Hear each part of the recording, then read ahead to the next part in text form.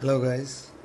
So now that we saw a glimpse of what JavaScript is and how a function works, let us now see how it works with a website or an HTML page to give it a dynamic nature.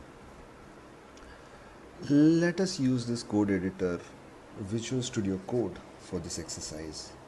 It's a free code editor provided by Microsoft and is widely used by beginners as well as very advanced level developers. So the link to the download Visual Studio Code is in the description of this video. Let's start by creating a simple HTML page. I'll first create an HTML tag. This is the base tag of any website. Inside this, we'll create the head of the body, the head containing all the external imports of CSS style sheets, JavaScript imports, images, etc.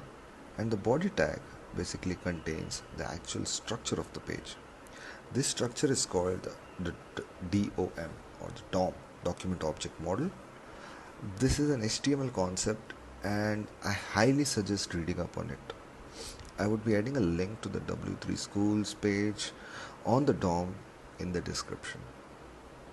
What I'll be doing next is adding a span tag inside the body that will contain some description about this page. Say, clicking on the button would update the date.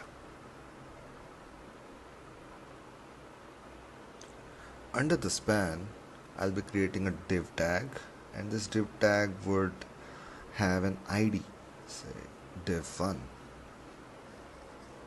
Next, I'll create a button and give it some label, say update. Let's run this website. Mind you, there is still no JavaScript involved in this web page. We can use the VS Code debugger to run this page on a Chrome browser. Here's the debug button to run the page. And here's the Chrome browser. We can see the text and the div is not visible on the page, right?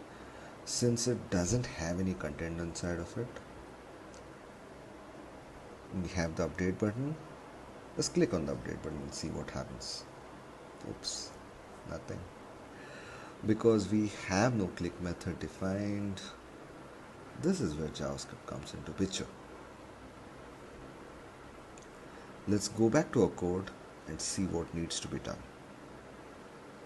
As I said before, the head tag imports external JavaScripts, styles, all those kind of things, right? External dependencies.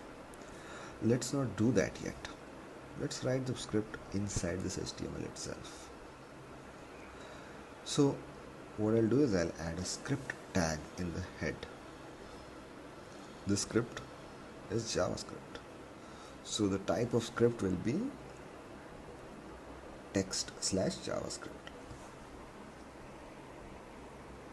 Inside this tag is where we'll be writing the function. Let's write a function called update click.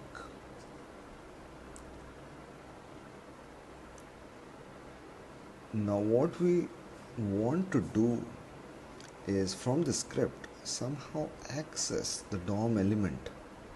By DOM element, I mean the div tag that we created, which has the ID of div1. So to do that, we will use the document object.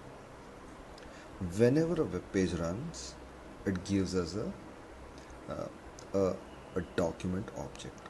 This object will have many functions exposed inside, functions, properties, etc. Right?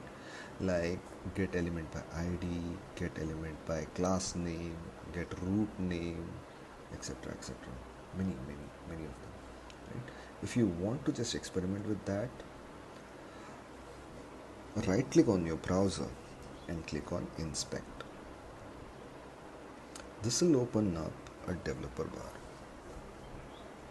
On this, click on console. Here you can type document dot. and it'll show you a list of properties and functions linked with the document.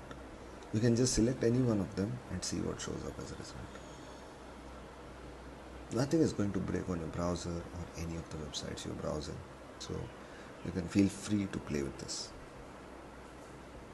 Coming back to our project, we have the ID of the div as div1. So let's use the get element by ID method and pass it the parameter of div1. This will give you the DOM element. Now what we want to do is set the text inside this element. So a couple of properties are available in the element, namely inner HTML or inner text. Right now we are setting a date text into the element.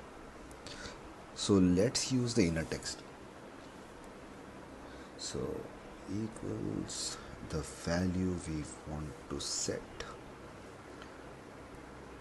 JavaScript out of the box gives us certain classes to use, date being one of them.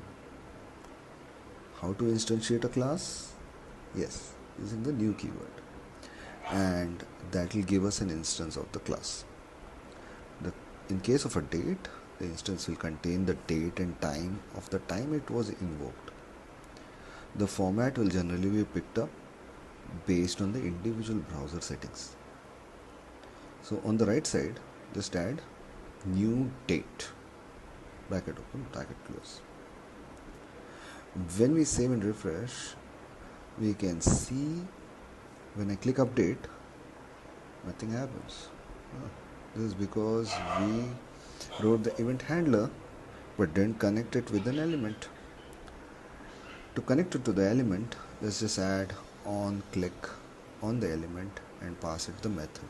So on click of this button, this method is now going to be called. So that's it. That's how you connect a JavaScript based event into an HTML element. That's all for this lesson, folks. Cheers. Bye for now.